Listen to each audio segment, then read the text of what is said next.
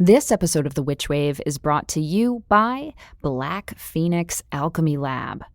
Black Phoenix Alchemy Lab is a specialty fragrance house currently celebrating its 20th year. Black Phoenix Alchemy Lab specializes in formulating body and household blends with a dark, romantic, gothic tone, and over the years they've collaborated with the likes of so many of my personal heroes, including Neil Gaiman, Guillermo del Toro, and the Jim Henson Company. They continually return to inspirations drawn from witchcraft, paganism, mythology, and they have a sister store called Twilight Alchemy Lab that creates oils blended and consecrated specifically for ritual use. The lab has just released their annual Halloween perfume collection, which is a limited edition series that includes a line inspired by depictions of witches and sorcery in classical art. Ooh, right up my alley. I've been a fan for years, and you will be too. So check them out at their official online shop at blackphoenixalchemylab.com. This episode of The Witch Wave is brought to you by Trude Apparel. Trude Apparel creates minimalist black clothing with an edge and often with pockets and thumb holes from soft, high-quality, eco-friendly materials like tencel and organic cotton. From dark florals to romantic sleeves to the futuristically sleek, their subtly unique clothing is naturally moisture-wicking, antimicrobial, and super comfy, and I can absolutely attest to this as a very happy owner of some Trude Apparel garments myself. And they carry sizes XS through 3X in many of their styles. It's also produced locally and shipped in biodegradable packaging, so you can shop responsibly this holiday season and look great doing it with Trude Apparel.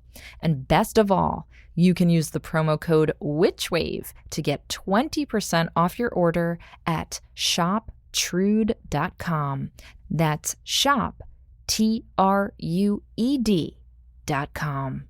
This episode of The Witch Wave is brought to you by Snowy Owl Tea. And I am so lucky that it is because they spoil me with their scrumptious tea blends and always send me what's new. Snowy Owl Tea's latest concoctions include Midnight Moon, which is an Earl Grey tea blend with lavender and vanilla, and my new addiction called Ginger Snapped, which is a ginger tea with oats and vanilla, and it is just outrageously delicious. Snowy Owl Teas are unique, handcrafted tea blends made with real fruit, fresh ground whole spices, full leaf teas, and blossoms. They are created with your health and comfort in mind using 100% biodegradable tea bags and some of the most beautiful packaging I've ever seen. Best of all, Witch Wave listeners get 20% off orders using code WITCH.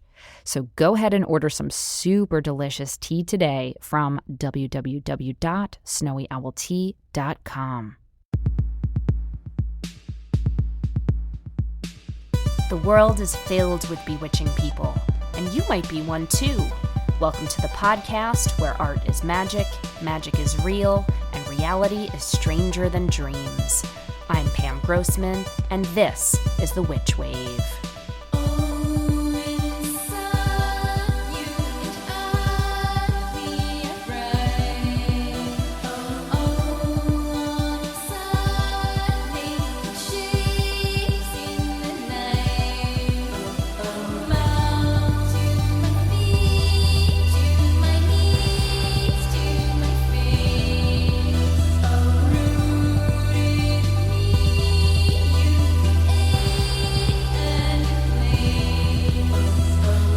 Hello and welcome to The Witch Wave.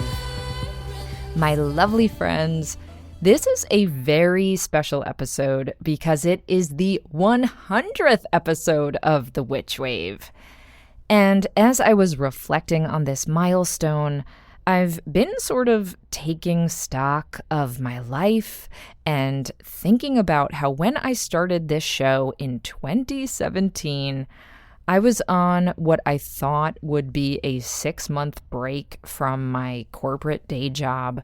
And I was just starting to write Waking the Witch, and I was hoping upon hope to figure out a way of focusing on this magical calling in a full-time capacity. And, well, things have definitely taken flight since then, and here we are 5 years later, 100 episodes later, plus, of course, all of the bonus episodes that are out on Witchwave Plus. Shout out to the Witchwave Patreon coven. And it seems as though the interest in witchcraft of all stripes has only grown since then.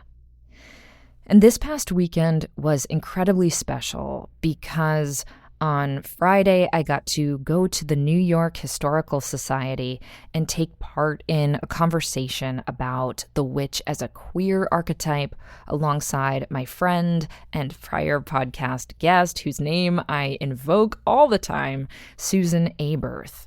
And it was such a beautiful celebration of the full spectrum of identity that witches today embody.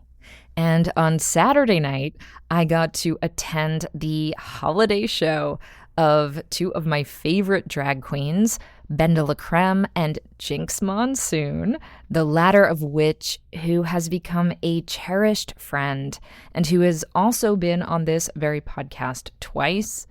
And when I tell you the amount of witchy pagan jokes that Jinx made throughout the performance, oh my gods, I was laughing so hard and swooning so hard in equal measure, and I can't recommend this show more highly.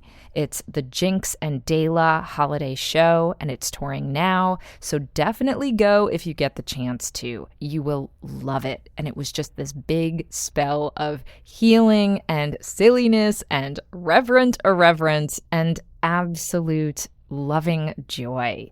What a pleasure. But the weekend kicked off, actually, when I first arrived to the New York Historical Society and was able to get a tour of their current exhibition called The Salem Witch Trials, Reckoning and Reclaiming. This exhibition was first up in Salem at the Peabody Essex Museum, and I'm so thrilled that it traveled here to New York City because, first of all, it's a beautifully and thoughtfully curated show and includes everything from Salem artifacts to an Alexander McQueen gown and celebration of his witchcraft-inspired fashion collection. And it also includes a series of portraits of contemporary witches taken by the marvelous photographer, and I gotta say it, also my friend, and also prior Witchwave guest, Frances F. Denny. And I'm beyond honored to have my portrait that she took of me be part of this show and displayed alongside so many witches I admire, several of which have also been guests on this very show, including Juliet Diaz, Karen Rose, Erica Feldman, and now today's ultra special guest, Starhawk.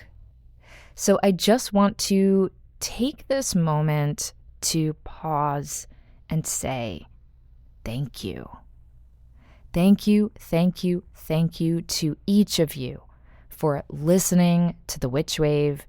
Thank you to our wonderful sponsors and Patreon backers who enable me to be able to make this show. Thank you to all of our guests over the years who have come on this show to share their magic and their stories, which is a true act of bravery and trust and revolution that I don't take lightly, because I know that today there are still so many parts of this country and parts of the world where being a witch or expressing any interest at all in this material is still deeply misunderstood or deemed threatening.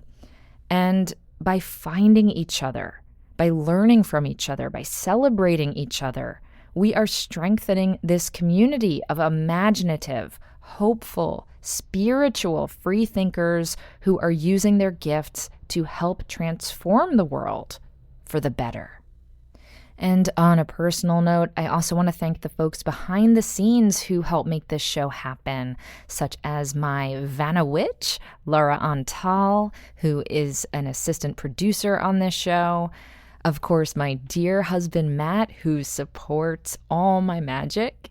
And also a special shout out to Cece Pascal, who is a wonderful friend and who really helped me kick off the Witch Wave in the very beginning days by teaching me some basics of podcasting and just generally being such an encouraging friend. And she also did some early editing as well.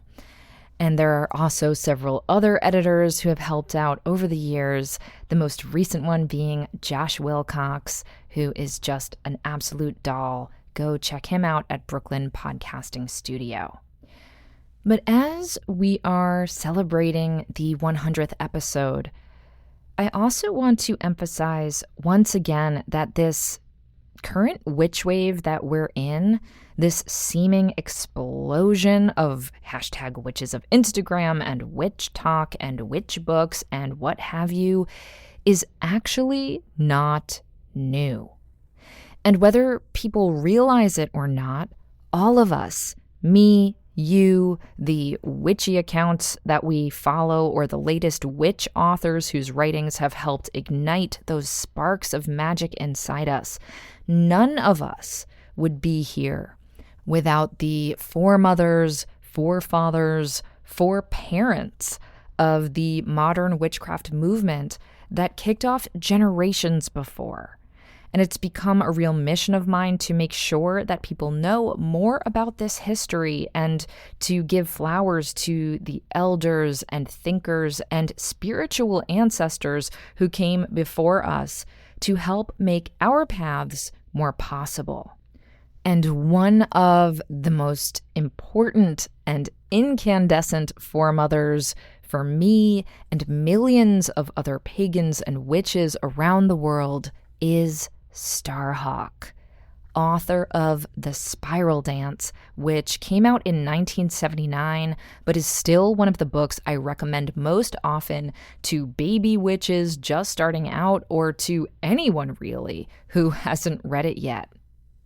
Starhawk helped kick off the goddess movement here in America and eventually throughout the world, and she has since gone on to write many more books about magic and activism and do many, many, many more amazing things, as you will hear. I would not be here doing what I get to do as a public witch if it wasn't for Starhawk blazing the trail before me. And so it was a deeply humbling and glorious honor to get to speak with her for this special 100th Witch Wave episode. But before we get to that, first let's check and see what's come through on the Witch Wire. Who is it? Witches! Ashton writes, "Hi Pam. I'm new to the witchy scene and fairly new to manhood. I've been transitioning about 4 years, and I'm trying to find ways of connecting to the divine masculine. So many gods treated women horribly and then were praised anyhow. I want to find folks to connect with that don't make me feel gross about being a man, but empowered. I love women and have so much respect for the divine feminine. I'm just ready to connect with the better aspects of my masculinity." Hi, Ashton. Thank you so much for writing. I wanted to answer your note today on this episode where we're going to be talking a lot about the divine feminine, because I wanted to remind you, but mostly our listeners, that the modern witchcraft movement has always emphasized not only the goddess, but also the gods, particularly a deity or being sometimes called the horned god. Now, this is a very Wiccan idea, the horned god, but I think it's a useful jumping off point for us to discuss these other aspects of the divine. Now, the horned god has been interpreted in many ways and given many different names, but for our purposes, I think the best way to think about him is that he is essentially non-toxic masculinity. He represents nature, sexuality, wildness, the cycles of life, also being a caretaker and a protector. Sounds a bit like a lot of the goddesses, doesn't it? But he has many aspects and takes on many forms. I think of the green man as a version of the horned god. I think of the Greek god Pan as a version of the horned god. I think of Osiris and solar gods like Apollo and Ra as being versions of the horned god. And at the risk of being considered blasphemous, though what else is new, I think of Jesus and the Buddha and all other figures of the loving divine masculine as being versions of this deity, or him being versions of them. I know it's trippy stuff. And as someone who has transitioned, you may also be interested in a god like Mercury, also known as Hermes, who is a boundary crosser, a messenger, a magic maker. Because trans folks, as I'm sure you know, are considered sacred in so many cultures, from the Hydras of Hinduism to two spirits of some indigenous American tribes.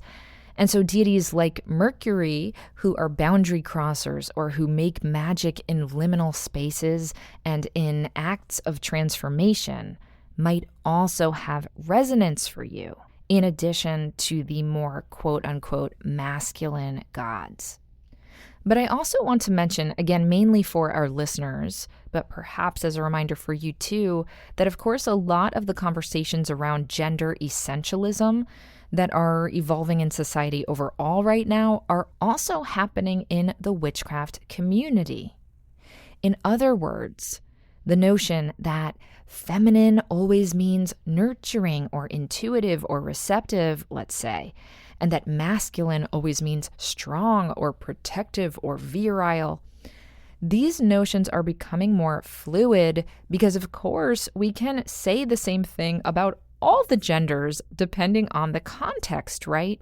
I've known some incredibly sensitive and intuitive men and some ferocious, fiery women, and the same can be said about various gods and goddesses. Even today's guest, Starhawk, who, remember, made her name in the 70s talking about and writing about the goddess, has since evolved her thinking and her languaging to more fully embrace the notion that there is a full spectrum of expression of gender, sexuality, energy, and spirit.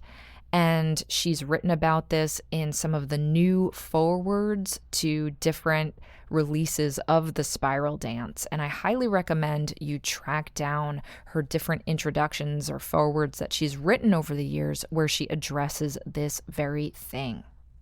All of that said, though, I absolutely understand the value and the empowerment that can come in working with deities who seem to mirror or model the divinity that we as individuals aspire to embody with our own identities. And so I just want to end by saying that I am certain that you'll be able to make connection with the horned god or any other versions of this god or any other versions of the gods in general who reflect the magical man that you are. Best of luck and keep in touch. Now, on to my guest. Starhawk is an author, activist, permaculture designer, and teacher, and a prominent voice in modern earth-based spirituality and ecofeminism.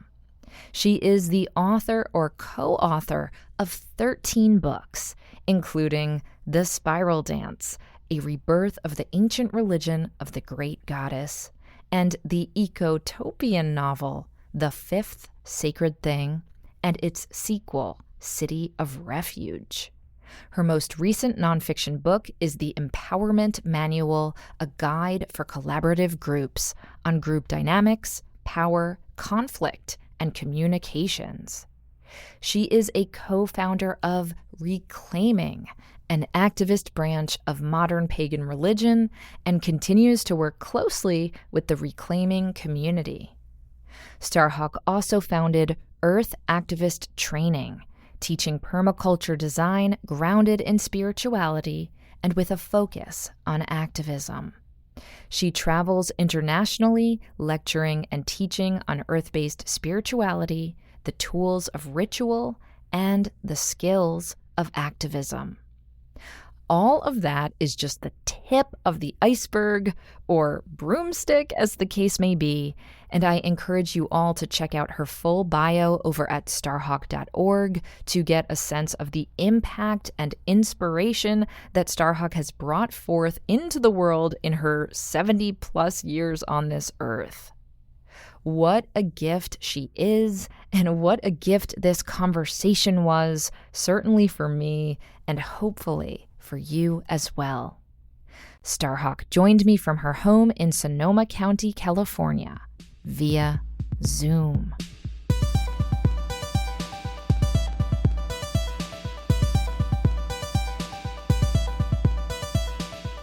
Starhawk, welcome to the Witch Wave. Hi, I'm really glad to be here. Thank you for asking me. I am so deeply honored and thrilled that you're here. And one of my biggest tasks for myself is not to fangirl too much, because you absolutely mean, as I said to you earlier, the world to me, the moon to me, the stars to me. So this is just the deepest, most delicious honor. I want to set the stage for people because you are such a pioneer of so many movements, but I'll broadly call it the modern witchcraft movement. And I want to make sure that my listeners, who are of many generations and ages, really understand how trailblazing, in fact, you have been for really your entire life. So I know that you're asked very often about your book, The Spiral Dance, from 1979. But I'd love for people to understand why you wrote that book and what was happening in the world and in America which caused you to want to write it.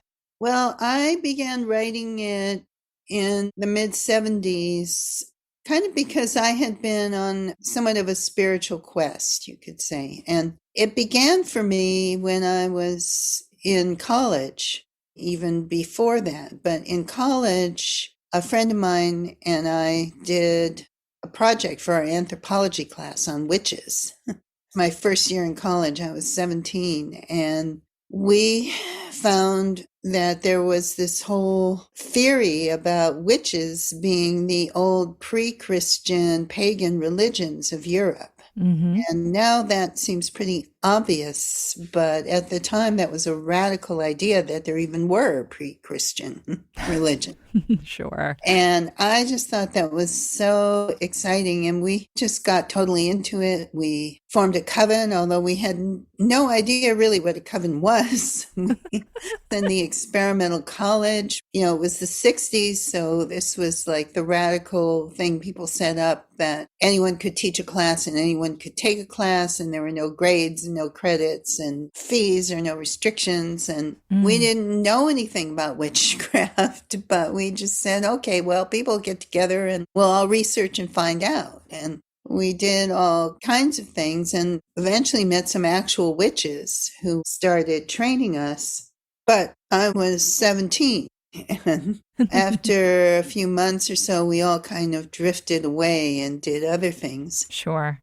I got involved in the feminist movement, which was having its resurgence at the time.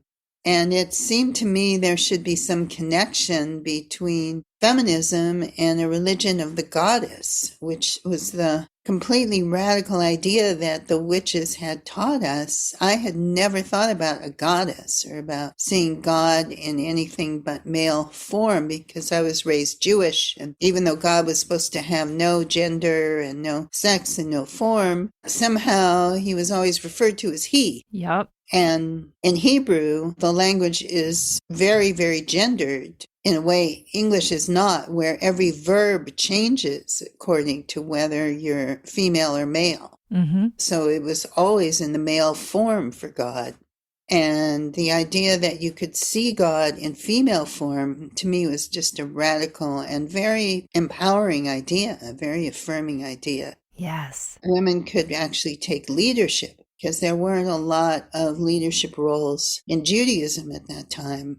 It was a few years before the feminist movement started inspiring women to say, hey, why shouldn't we be rabbis? Why shouldn't we be cantors? Mm-hmm.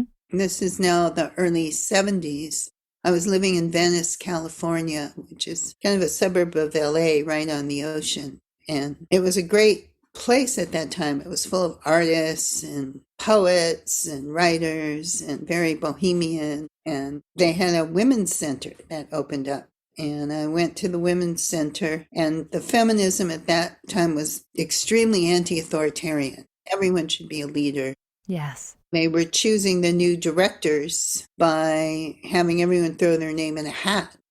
I went to my very first ever feminist meeting and came out as one of the directors of the Women's Center.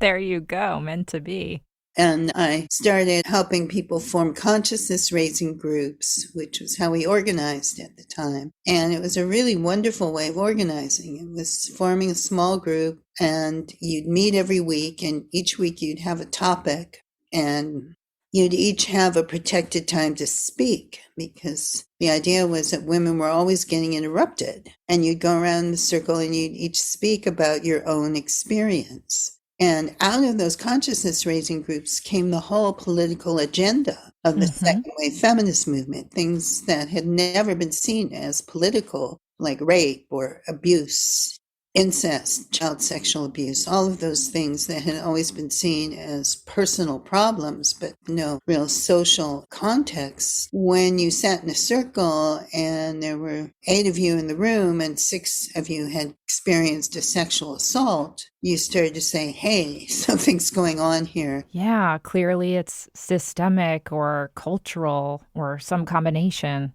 And that was where the slogan, the personal is the political, came from. Mm. So I always thought there should be some connection between feminism and a religion of the goddess. But nobody else seemed to think that. Ahead of your time. But then one day when I was driving down Lincoln Boulevard, I looked and I saw the shop and it said the Feminist Wicca.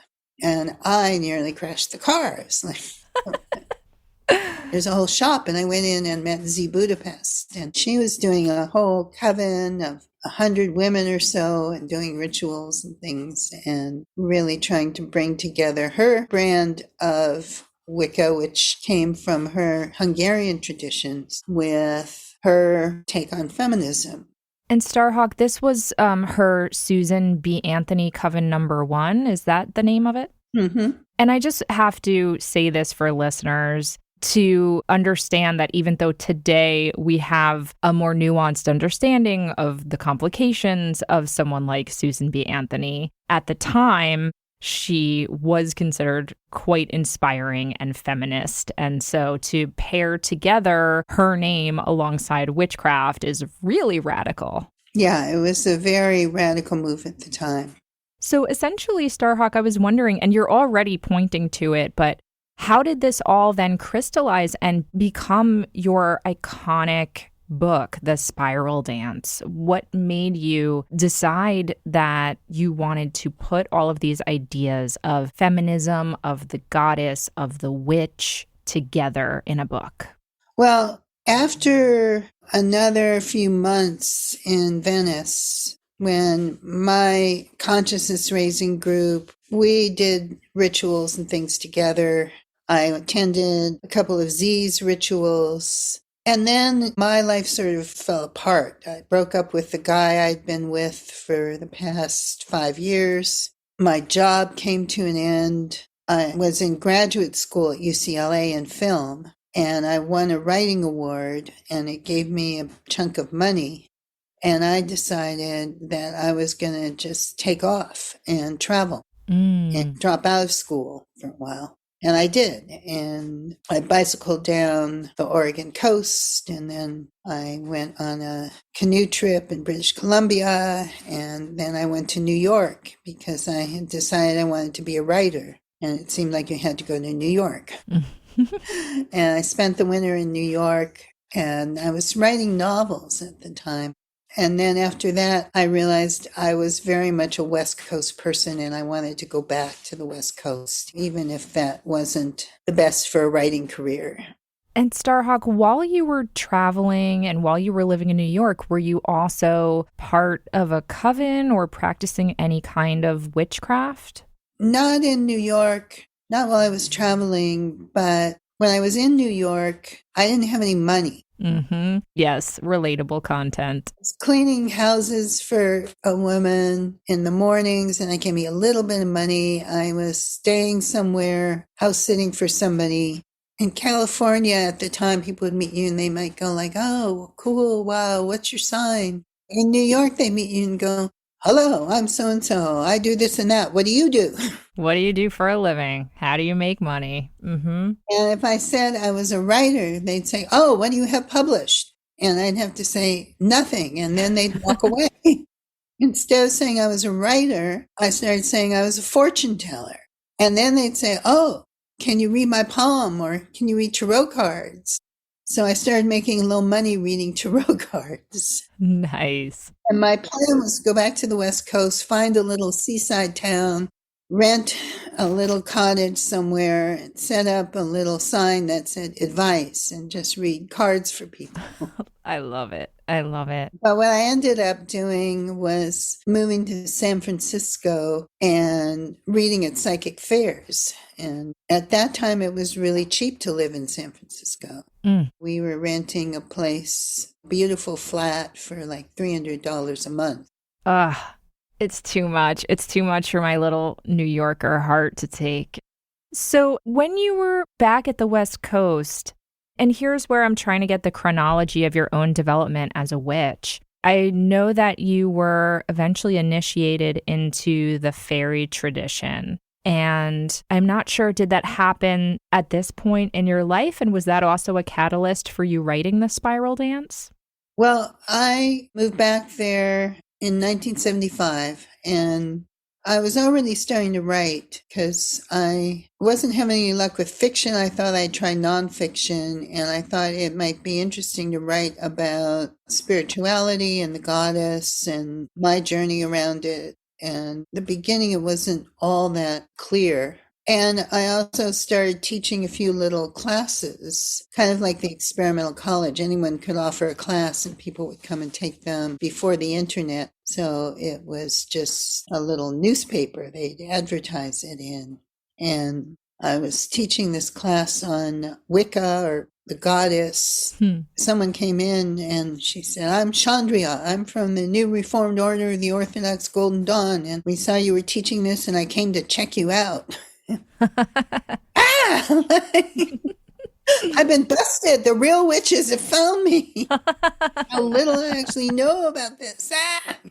And Nerud, the New Reformed Order of the Orthodox Golden Dawn, was very active at that time and doing big public rituals. And it was really amazing to me. Like, their first ritual was in a big public park, and it was just so beautiful with music that they had written, a huge altar that was gorgeous, lots of beautiful images and giant baskets of moon cookies and beautiful costumes. And I felt like after it, I was just floating. I was on a high for days. The thing I had always wanted and longed for, there it was, like an actual big community of people that were interested in doing this. Yes. And they were forming the Covenant of the Goddess at the time, which was one of the first attempts to legally recognize church. So I got involved with that and eventually became the first officer. Through that, I met Victor. That's Victor Anderson. Yeah, Victor and Cora Anderson, and began training with them in the fairy tradition. Ah, gorgeous. Eventually, if I'm tracking your story correctly, you start your own coven called the Compost Coven. Is that what comes next? Yeah, so we started the Compost Coven kind of out of those first classes. And then a couple years later, I started a women's coven, and we called Raving. Ah, the Raving Coven. That's incredible. So I want to just help our listeners understand. Eventually, you write The Spiral Dance, which, I mean, I would sum up as a book that really connects the dots between the divine feminine, the earth, magic, politics, really kind of holistically braids together all of these different strands and celebrates the goddess. We use that word very broadly, the divine feminine, and also gives exercises and shares rituals and spells. I mean, it really is like a wonderful primer for anybody who wants to start practicing a feminist version of witchcraft. And, it comes out in 1979, and it's such an incredible time period. I was just reviewing some of the other books that came out then. One of my other favorites, Drawing Down the Moon by Margot Adler, which is the first book to really anthropologically study and celebrate all of these different pagan groups that are starting to emerge in America. In one of the introductions to The Spiral Dance, to a later edition, you also talk about the book Woman Spirit Rising by Carol Christ and Judith Plasko. And so can you talk a little bit about this spirit in which the Spiral Dance emerges? What else is happening in 1979? Well, it was a really interesting period, sort of the late 70s in the Bay Area. There was all that activism people think of as being in the 60s. But a lot of it was also the early 70s around the Vietnam War. That was the period where civil rights was shifting, sort of civil rights to Black power. The frustration with the Vietnam War was driving people sort of out of activism and into more things like spirituality or psychedelic drugs or other ways of trying to make change. Sure. It was also a time when the whole, what we call the New Age movement, the whole human potential movement was really revving up, and there was just a lot of exploration going on of different ideas and philosophies and ways of living, and a lot of interest in learning from other cultures, whether that was Eastern spirituality or indigenous spirituality. The interest in the goddess and in feminist spirituality was happening at the same time. And some women were sort of staying within the established church or within Judaism and the synagogue and trying to open that up and make it more feminist.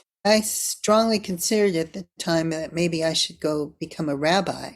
But when I really thought about it, I thought if I was a rabbi, I'd have to spend a lot of time in services. Sure. And as a witch, I'd have to spend a lot of time dancing naked around the bonfire in the moonlight. Not a difficult choice to make. Starhawk, on that note, we're going to take a quick break and we'll be right back. Wiser Books has recently released a beautiful book called Lessons from the Empress, a tarot workbook for self-care and creative growth by Cassandra Snow and Siri Vincent Plouffe. This is a hands-on workbook for using tarot to discover and express your creative self, the foundation of true self-care. Lessons from the Empress focuses on what the tarot can teach us about ourselves, and it provides exercises to strengthen our confidence in our own creative expression. This journey through the tarot will take the reader through phases of self-care, which the authors categorize as the major arcana of spiritual self-care, the wands of self-awareness, the swords of self-expression, the cups of self-love, and the pentacles of self-confidence. I also love that this book is extremely inclusive. Cassandra Snow is the author of Queering the Tarot and Queering Your Craft, and Siri Vincent Plouffe brings a focus through the unique lens of gender identity, and they see witchcraft as a way to break out of expectations and live outside of society, which is something that many readers crave. And some of you might remember that Siri was also on an episode of Witchwave Plus, and I've long admired their approach to divination and magic making. So do grab a copy or several of Lessons from the Empress, out now from Wiser Books. This episode of The Witchwave is sponsored by the Many Moons Lunar Planner. Every witch's favorite spiritual guide and the original lunar planner is now available to pre-order. Infuse your everyday life with ritual, intention, creative coaching, and magic, alongside practical ideas and encouragements to live your most authentic life. Many Moons has every single astrological transit alongside every single moon phase and moon sign for 2023. There are monthly forecasts and overviews, as well as dozens of tarot spreads, and every new and full moon comes with a thorough, exciting, inspirational piece to help you collaborate with the lunation, written by astrologers, herbalists, witches, healers, mystics, and artists such as yours truly, and other Witchwave luminaries like Juliet Diaz, Rachel True, Gabby Herstick, and Robin Rose Bennett. Get supported, grounded, and resourced for our 2023 Chariot year. The Many Moons 2023 guide keeps the mundane magical so you can live your most magical life.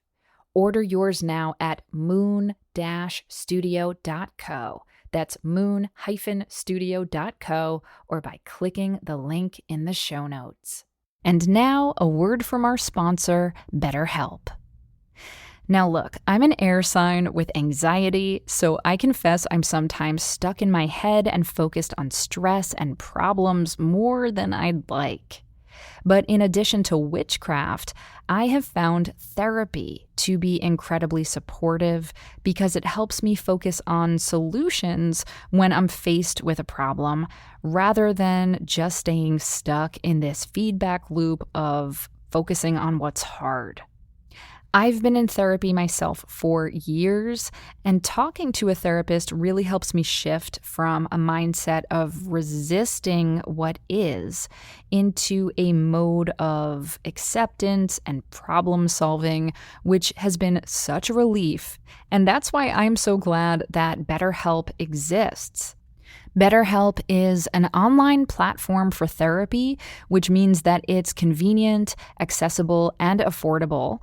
And that also means that more people can benefit from talking to a therapist.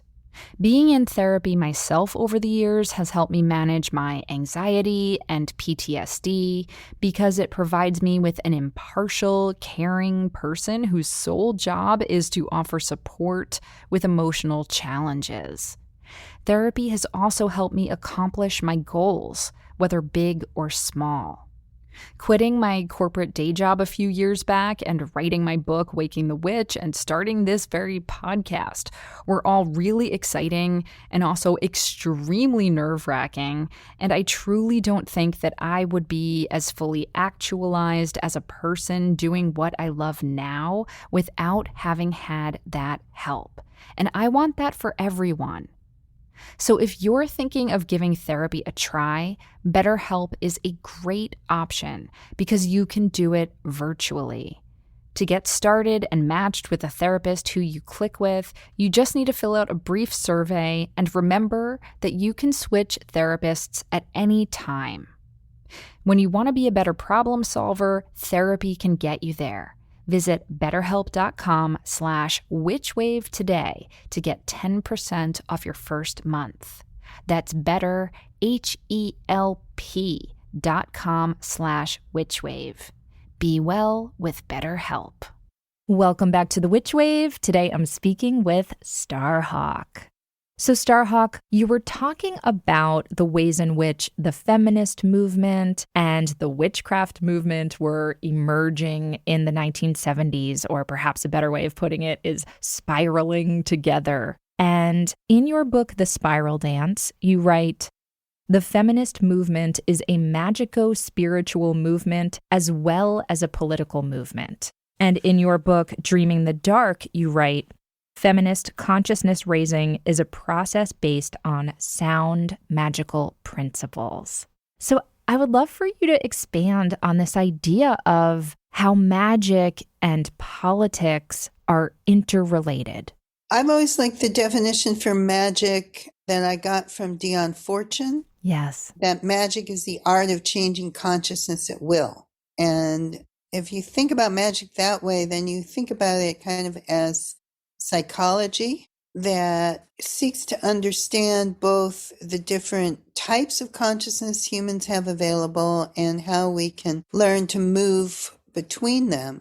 And in doing so, how consciousness also affects the material world around us. Yes. So consciousness raising groups in feminism are an important tool for changing consciousness. By sharing our personal experiences and listening deeply to others, it actually shifts the way you think about your experience. It puts it into a whole other context. And in doing that, it leads to actions in the physical world that actually change reality.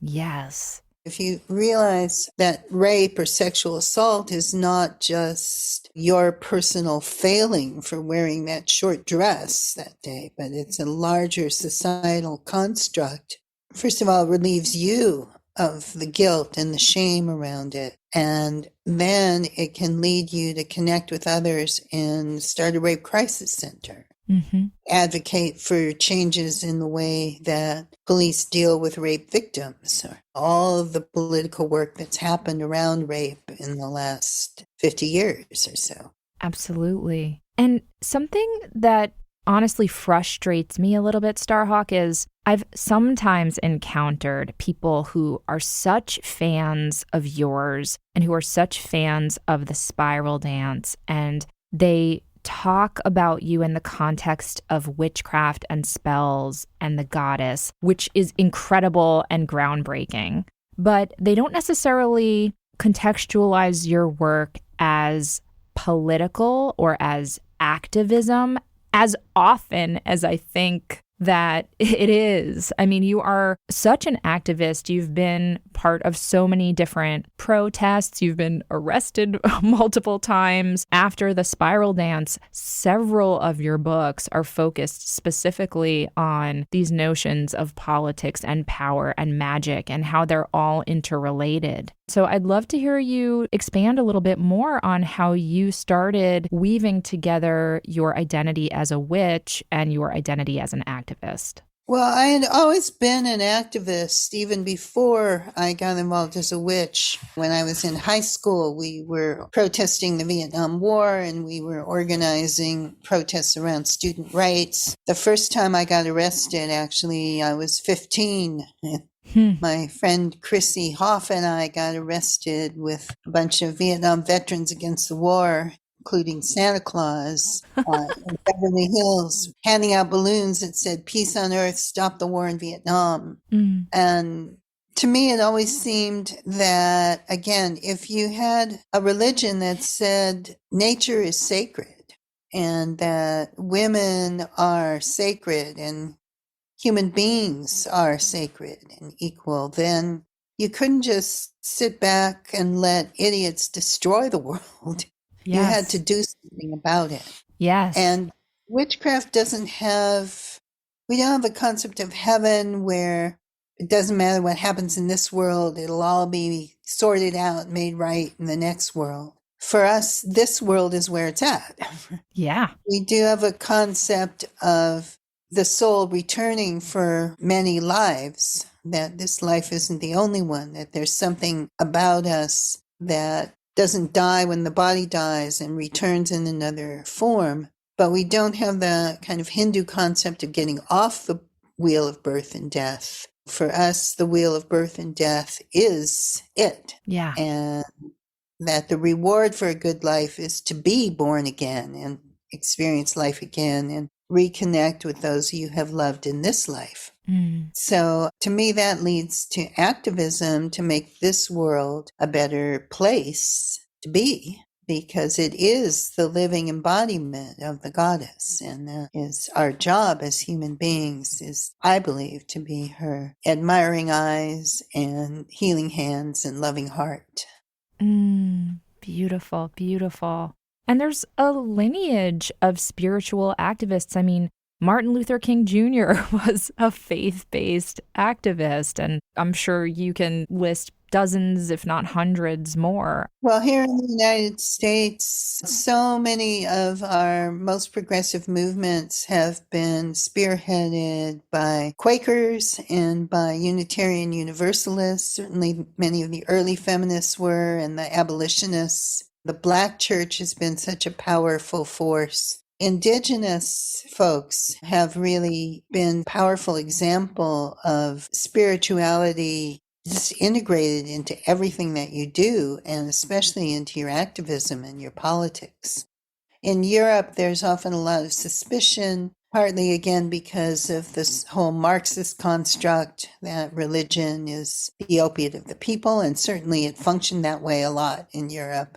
And also because the Nazis had their own weird sort of warped brand, their own take on a form of, I'm not even going to call it paganism, but it was a racist fantasy. And people are very wary about anything like that. But here in the US, I think it's really vital because certainly religion and spirituality have activated the right. Right now, the extreme right wing and this revival of anti-Semitism and overt racism and misogyny and this attempt to make this a Christian nationalist country, we can't counter that just by rationality. We have to counter that by some kind of deeper system of values. And that doesn't necessarily mean like everyone should be waving wands and saying, I worship the goddess. But I think being very clear about what we see as sacred, and not in the sense of something outside you bow down to, but in the sense of what you most deeply care about, what determines all the rest of your values, what sets your ethical standards, what is more important to you than your own personal comfort, convenience, or profit. When we say nature is sacred, when we say human equality is sacred, that we have to speak from that deep place of value. And we have to do it in a way that offers people some of what people look for in religion or spirituality. It's the meeting of some very, very basic human needs. We have a very powerful need to belong to something bigger than ourselves and be part of something. We have a very powerful need to make sense of the world, to have some sort of meaning and purpose. And I think when spirituality functions in a healthy way, it meets those needs in a healthy way. But those needs can also be met in very damaging ways, saying we belong because those people don't belong. Absolutely. This is reminding me of, again, something you wrote. I believe this was in The Spiral Dance. The 3 core principles of goddess religion are immanence, interconnection, and community. And to me, immanence is this idea that spirit is in everything and everyone. And then, of course, that leads to, therefore, we are all connected, and therefore we should want to take care of each other, both, yes, for generosity, but it makes sense because we're taking care of ourselves too if we're all connected and we're taking care of the whole web of life, right? Yeah, the idea that, again, there's no heaven out there, that this world itself is the expression of the divine. And that's true in all of us, even in those people we don't like so much. Yes. Some horror in there somewhere, right? Yes, indeed. That's always a hard lesson for me to remember, though. That everything is interconnected. Witchcraft is a personal religion, and there's a lot of personal work and meditation and things that you do, but it's also very much a community expression, and that community is a very important part. We're social animals. We're not meant to live all alone. We're meant to interact with other human beings, and we're mutually responsible for each other. Absolutely. On that note, we're going to take another quick break, and we'll be right back. Blessed Be Jewelry believes that being a witch is all about working with your personal power. Have you ever wanted to celebrate who you are with stunningly beautiful yet minimalist witchy jewelry? Then you've got to check out Blessed Be Magic. They create modern and minimalist jewelry for witches to remind you of your power. And what I love about them is that they are elegant and subtle, so you can bring your magic with you everywhere. Take their tiny pentacle necklace, for example, which is one of their most beloved pieces. Its minimalist yet elegant design makes this the perfect everyday talisman for today's witch. And it's really not hard to understand why Blessed Be Magic has over 900 5-star reviews from witches all over the world. Check them out at blessedbemagic.com, that's magic spelt MAGICK, and use the code WITCHWAVE for 15% off your first order with them. Shipping is free within the USA, and they also ship worldwide. So check them out. Their jewelry is just so lovely and so understated yet full of power. That's Blessed Be Magic, and magic is spelled with a K at the end, .com. I can't wait to see which pieces you choose. I want to tell you about a new witchy, queer-led podcast called Psyche Magic, where psychotherapist Jordan Hale interviews artists of all stripes about working with the subconscious via dreams, tarot, and the spirit realm. These free-form, playful conversations are about integrating the magic of symbol into both waking and dreaming life, deepening a sense of interconnection, creativity, and self-knowledge. Jordan's velvety voice and nurturing energy are perfect for relaxing and sending you off for a restful and sometimes eventful night's sleep.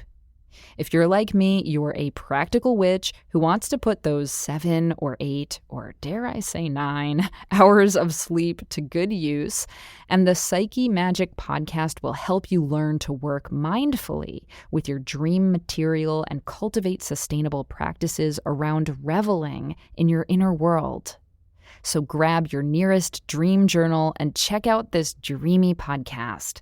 You can visit their website at psychemagicpodcast.com. That's PSYCHE magicpodcast.com, or by searching Psyche Magic wherever you get your podcasts. Hi, Witch Wavers. I have exciting news. At long last, we have some new Witch Wave merch available for you now through TeePublic. We decided to go with TeePublic for our new Witch Wave merch because it is a print-on-demand site, which means you can get different variations of the Witch Wave logo printed on t-shirts, mugs, totes, stickers, magnets, notebooks. Oh my gods, the sky's the limit. And the shirts come in different styles and fabrics and colors and are available in sizes small through 5XL, so you can order whatever you'll feel you're most magical in. It is the perfect time to stock up on Witch Wave merch for yourself or for holiday gifts. So head on over to witchwavepodcast.com/shop. Welcome back to the Witch Wave. Today I'm speaking with Starhawk. So Starhawk, I want to ask you what your relationship to the word witch is today. In 1982, your book Dreaming the Dark, you wrote, "I prefer the word witch to prettier words. because the concept of a witch goes against the grain of the culture of estrangement. Such a great quote. How do you feel about the word witch today? Is that still a word that you would use to describe yourself? It's still a word I use, but I don't use it in every single context. Partly after like 40 more years of explaining it to people. It's exhausting, isn't it? Yeah, but also because I work in many different cultures. I also teach permaculture design as well as just magic and spirituality, because to me, that's the practical part of believing the earth is sacred. So I've taught that in many different countries. I've taught it in the occupied territories in Palestine with very religious Muslims. So sometimes you have to choose your words according to your audience as well. So sometimes I'll use earth-based spirituality or goddess religion, and sometimes I use witch. And I think there's still power in the word. I think now it's become very popularized. Like people keep telling me, well, witches, they're really popular on Netflix. But you look at what they're doing and it's pretty awful. Some of it's fun, but it's playing into the stereotype, you think? Yeah, it's not really about real witches or real witchcraft. So today, what do you think real witchcraft is? Well, I think it is a growing spiritual movement of people who are looking for a way to honor and celebrate the idea that the earth is sacred. And I think it's a very important movement at a time when so many of the life support systems of the planet are under threat. And it can be a great way for people to connect around that, to support each other around that. It also has become a home, at least in our tradition, reclaiming, which is what we call our own sort of brand, a home for a lot of people who are gender diverse, who are gay or lesbian or trans or queer or something that doesn't fit any of the definitions. And we've done a lot of work in our tradition to make it more open and friendly to that whole spectrum of diversity.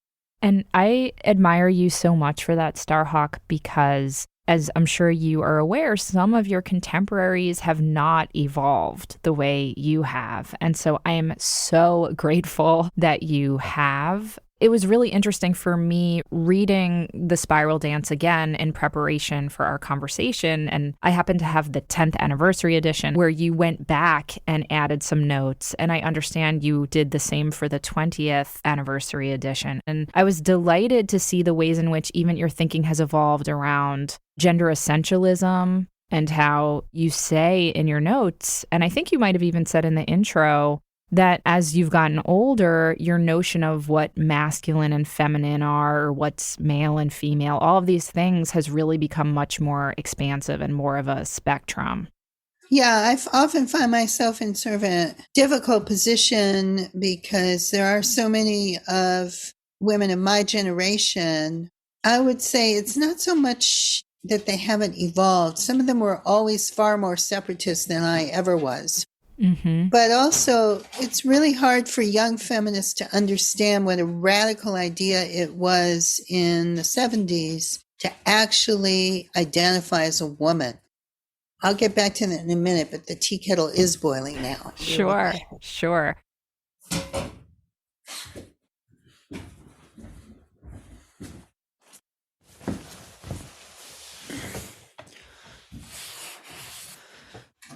Yeah, one of the core realizations, I think, of that second wave of feminism was that we were all raised to unconsciously identify with men and with maleness. Humanness was maleness.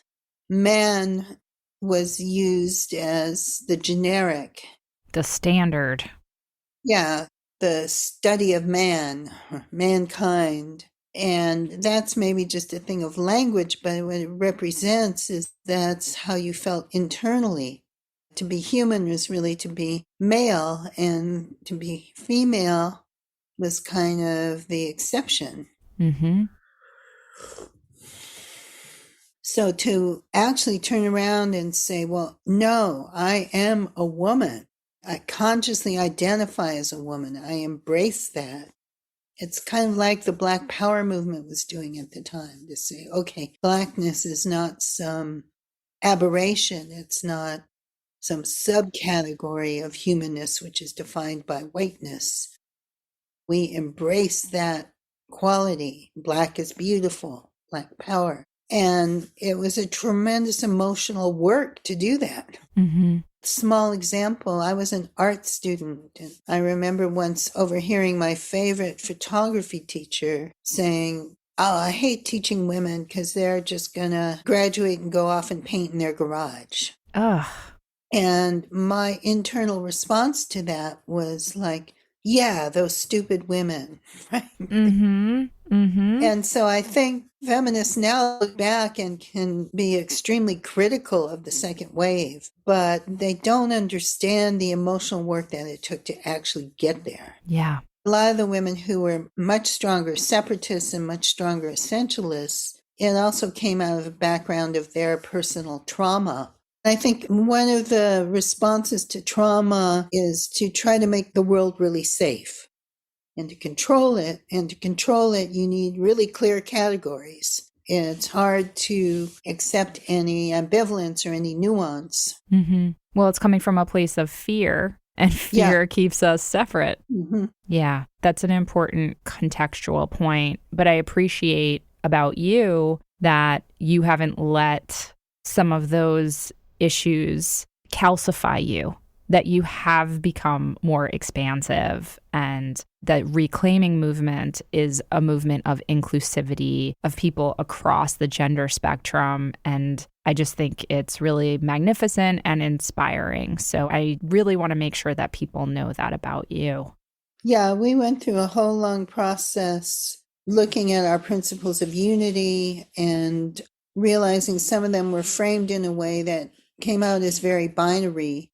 I think we had a line that said something like, we worship both goddess and God. And it was really there just to distinguish us from the Dianics. Right, the Dianic witches who only worshipped the goddess. Yeah. Or worship the goddess. But the unintentional aspect of it was to create this very binary.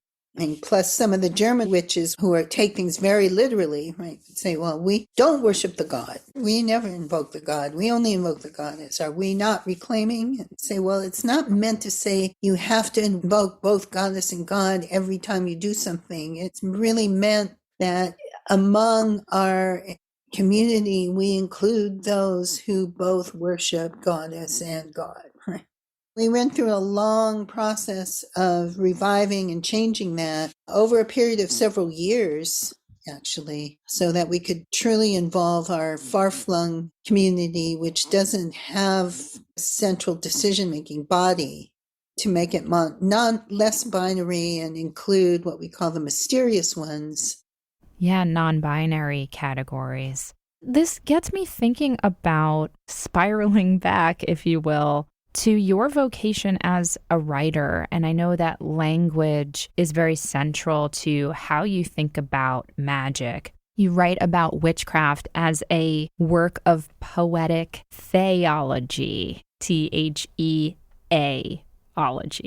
which I think is such a beautiful twist on theology, the feminized version of it. And you talk a lot about how witchcraft is, you call it a religion of poetry. You quote a writer named Anton Ehrenzweig, who wrote that the symbol of the goddess is pomagogic. And so I'd love for you to elaborate on the goddess, the witch, as this poetic figure, or witchcraft as a poetic act, an act of language and mythos. I think of it like language that's distilled. Like I distill some of my herbs into hydrosols and essential oils. And it's like you're taking it and you're bringing out the essence of something. And that's what a powerful poem does. It affects you emotionally on a deeper level. than just regular talking. Mm-hmm. And that's how I see the mythology and the images, that it's not a religion of a dogma. You don't have to believe in the great God as the big lady in the sky. You can understand that those images that we use are meant to evoke certain emotions, certain energies within ourselves and within the world. And that they're approximations that the human mind can understand of something that goes beyond what we can actually ever articulate. Mm-hmm.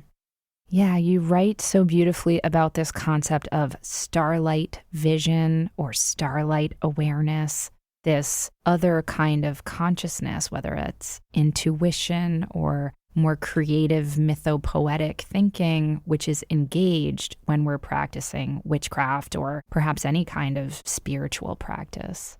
Yeah, it's the difference between like that laser focused vision when you're concentrating on something, when you're looking closely at one thing and seeing it in isolation from other things, to that broader vision that sort of takes in the whole and looks at the patterns. And I compared it to going out in the woods at night with a flashlight, lights up one little bit of ground and you can see what's there, as opposed to kind of letting the stars guide you, where you're walking on the path and you're not so much looking at the ground, but you're feeling where that path is and seeing just the subtle differences and the patterns of things around.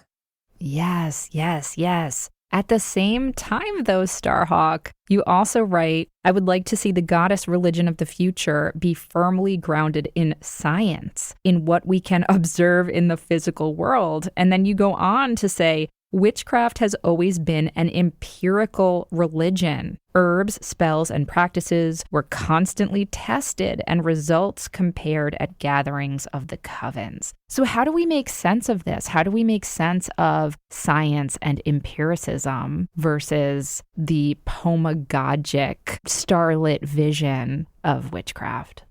Well, I think the reason we have an issue with science in that way is because we come out of a background of Christian dogma, where you have to believe, that God created the world in 7 actual days, and a virgin gave birth, and Red Sea literally parted.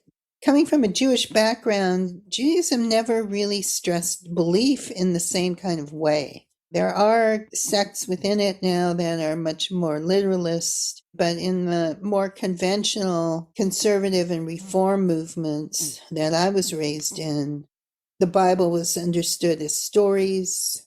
You didn't have to take them as literally true. There's a tradition in Judaism of arguing with God. Mm-hmm. That God gave us reason to interpret the law, and we're supposed to do that. There's a wonderful story in the Talmud about a bunch of rabbis arguing about a passage, and one of them says, if I'm right, may the walls of the synagogue crumble, and the walls start to crumble, and another rabbi kind of says, stop it, God, butt out. You gave us reason to interpret this, and now that's our job, not yours. And the walls stop crumbling. Amazing. I love it. I love it. I think, again, if you believe that nature is sacred, then the process of learning more about it is a sacred activity. Again, if you understand that humans have a spectrum of different types of consciousness available to us, that focused flashlight vision is very useful and important for sometimes. Sometimes out in the woods, you really need a flashlight to avoid tripping and falling. And the older I get, the more I do, right? Absolutely. Absolutely. I think especially now, like we've seen around the anti-vax stuff and things, I think when I posted a picture of getting my vaccination, I got more vitriol than anything else I've ever written, except possibly support for Hillary Clinton as president. Right? Starhawk, I'm so glad you brought that up because I had this down as something to maybe bring up depending on how the conversation went. And I was so grateful to you for posting your photos of yourself getting vaccinated. I also have been vaccinated and boosted and have talked a lot about it on the show. But I also deeply appreciate a ritual that you wrote for people. This is your purification ritual for vaccine wellness. Because to me, I saw you saying, okay, I'm not just going to dismiss you or try to convince you to get vaxxed. I mean, I'm sure you would have liked to for some instances, but I felt like it was a really compassionate way of meeting people and their fear and their understandable anxiety where they were at. Can you talk a little bit more about that?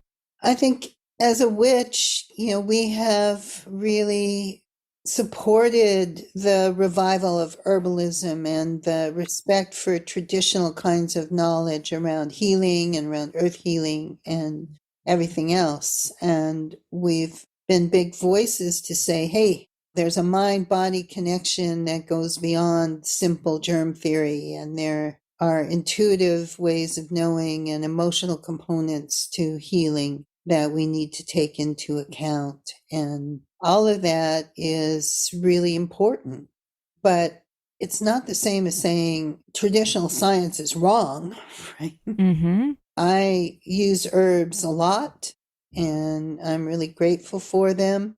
Most of the time, for almost everything, they take care of my health needs.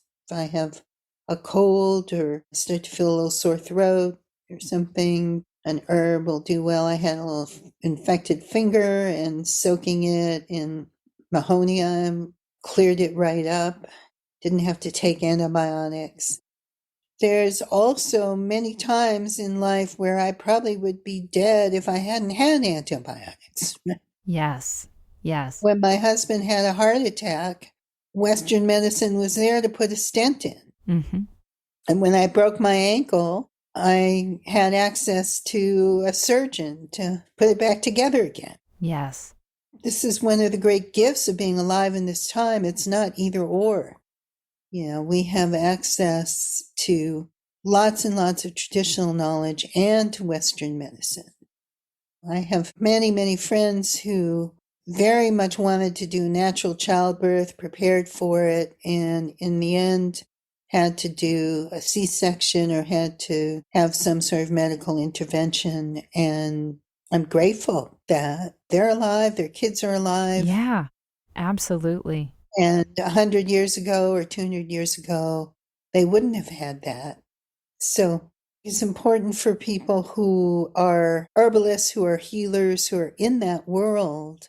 Again, you can criticize Western medicine a lot and certainly criticize it politically. And you can certainly criticize the profit-making motive without going down the rabbit hole of huge conspiracy theories. Yeah, I wish the vaccine makers were not making a profit at all, and that medicine was not a profit-making arena. That's one of the things I've been working for my entire life. But the fact that they're making a profit doesn't mean that their stuff doesn't work. Mm-hmm. I'm grateful to have been able to be vaccinated, and knock on wood, I have not gotten the virus. Yep. I'm knocking too for you. I haven't gotten it yet either, so... Yeah, it seems to be working. It's not 100%, but it certainly ups your chances. Absolutely. Starhawk, in our final few moments together, I want to just remind people that you came up with this notion yourself of different constructs of power that has been really influential on my thinking. And this was early on in your writing, but you write about the difference between power over versus power from within. And so much of what I would love to leave people with is your vision for the present and also for the future. And it seems to me like that vision is tied to this notion of power over versus power from within. So I just wanted to invite you to speak on that, whatever comes to mind. Yeah, I mean, we're all familiar with power over, with systems where someone has the authority to control others.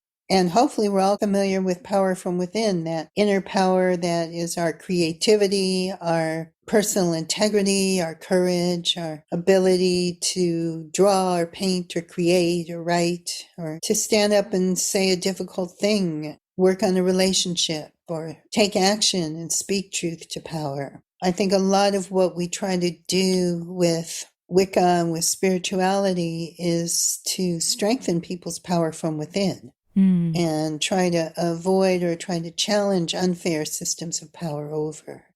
Power over can have its uses. There are times when you want a strict line of command. You don't want the fire department to pull up in front of your burning house and sit down and have a 5-hour consensus meeting about whose turn it is to hold the hose, right? Mm-hmm. You want them to know their roles, know what to do, and respond.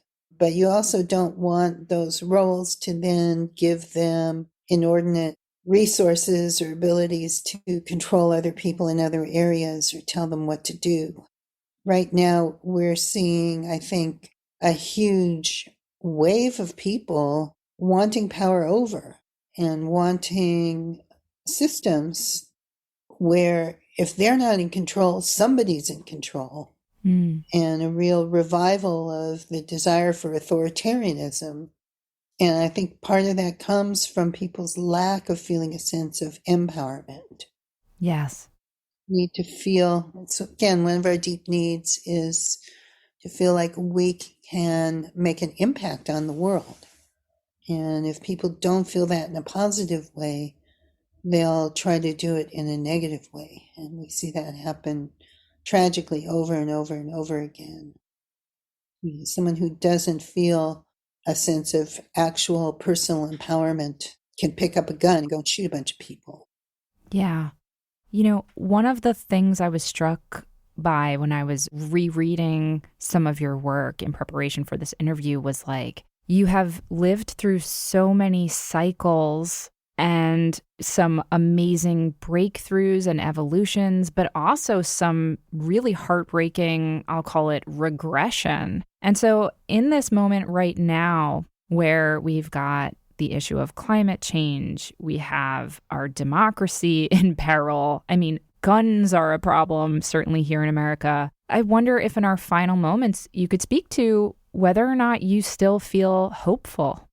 I feel tremendously hopeful, and that's partly because, as I mentioned earlier, I am very involved in permaculture, in just actual hands-on ways of healing the earth, and teaching and training and giving people the tools to develop systems in their own lives that can meet their needs and actually regenerate the environment around us. So I know at very intimate levels, our capacity for regeneration is enormous. It's huge. And I feel like young people especially are a generation coming up that deeply, deeply desire that and are less bound by some of the prejudices of their elders and are much more aware that they're going to have to live in the world. So that is what gives me hope. And it is a very dangerous time at the point of so many different massive social transformations around things like gender, around things like the constructs we've had of people of other cultures and other races, of reviewing our own history, of shifting the whole energy and economic basis of our society. Scary to a lot of people, but it's also tremendously exciting that we can create a world that is healing, regenerating, that is going to be a more healthful and a more nourishing place to live in. And we can do it on a basis of more equity and more justice. We have to, otherwise it's not going to happen. To me, that's something that can give us all a great sense of purpose in life. But to get there, I think it's really important right now that we understand the perfect is the enemy of the good. Yeah. Being a purist on any level, being a dogmatist, whether it's on the left or the right, that going down the rabbit hole of conspiracy theories of any sort, I've really come to the conclusion that even if the conspiracy theory might by some means actually be true, it's not empowering to believe it, and it's not a way of making change. We need to do the things, we need to say, where is the crisis happening? The last few years, it's happening in electoral politics. Mm-hmm. I was always a direct action gal. Yeah. But right now, it's kind of like, I never wanted to take power. I always wanted to transform power. But now I'm realizing, well, you can't transform power unless you have some power to do that with. And right now, that means getting out the vote and making sure we stop these Christian nationalists and these alt-right folks from taking away the power that people already have. Absolutely. Absolutely. Starhawk, I want to highlight for people that your permaculture course, which you call Earth Activist Training, is about to be offered again at the beginning of 2023. It starts on January 7th. And I know that's just one in a whole host of magical and earth-based and political offerings that you are giving people access to. Is there anything else you want to make sure that people know? Yeah, people can go to my website, which is starhawk.org, and I have a winter solstice ritual I'll be doing online on December 16th. I also will be doing another series on ritual skills online next year sometime, and magical activism. And Earth Activist Training, which is our organization, has a lot of courses. So yes, we have a permaculture design course coming up in January. We have a hands-on course coming up in February. That's around deepening our nature awareness, also learning really practical skills and tools around fire and fire ecology and animal systems. And we have a lot of wonderful online courses coming up over the next year in both beginning and advanced levels. So come check it out. And I love having witches with the tools of earth healing and earth healers with the witchy tools of connecting to the land. Hell yes. Starhawk, it's difficult to even know how to thank you. I just have so much gratitude for you and so much love for you. So I'm just going to leave this with a big, big, big thank you for your magic and your sharing of power and gifts. And thank you for being such an inspiration to me and to many, many, many people around the world. You are just it. You are it, Starhawk. Good luck with your podcast, and thank you for inviting me to be on. That's it for the show. Thank you again to Starhawk for blazing the spiral trail for all of us. Do you have questions, feedback, need some witchly advice, or just want to share something magical that happened to you recently? Drop us an email at witchwavepodcast@gmail.com. We'd love to hear from you, and you just might make it on the Witchwire. The Witch Wave is a Phantasmophile production written and produced by me, Pam Grossman. This episode was recorded and edited by Josh Wilcox and myself. Our theme music is the song Hand and I by Lycanthia. Our new Witch Wave logo was designed by Thunderwing. Special thanks go to Matt Freeman, Laura Antal, and Cece Pascal. You can check out information about this and other episodes on our website, and now buy Witchwave merch at witchwavepodcast.com. Please subscribe to us on your favorite podcast app and give us lots and lots of sparkly stars. It really, truly makes a difference and helps other people find the show.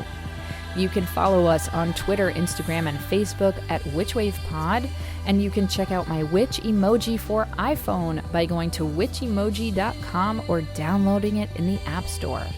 Please consider ordering my book, Witchcraft, and or picking up my book, Waking the Witch, which are both available everywhere now.